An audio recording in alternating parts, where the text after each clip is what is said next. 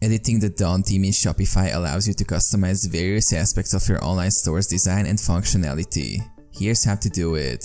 Access Theme Editor. Log into your Shopify admin dashboard and navigate to Online Store Themes. Find the Dawn theme and click Customize. Homepage sections. In the theme editor, you will find different sections representing elements of your homepage. Click on each section to edit its content, such as text, images, and links. Theme settings. Explore the theme settings to adjust global settings like typography, colors, and layout options. This area allows you to maintain consistency across your entire store. Header and footer. Customize the header and footer sections to include your logo, navigation menu, and additional links or information.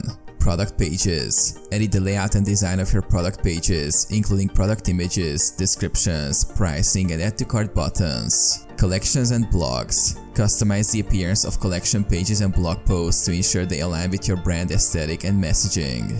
Preview and publish. Use the preview feature to see how your changes will look on both desktop and mobile devices. Once satisfied, click save and then publish to make your edits live.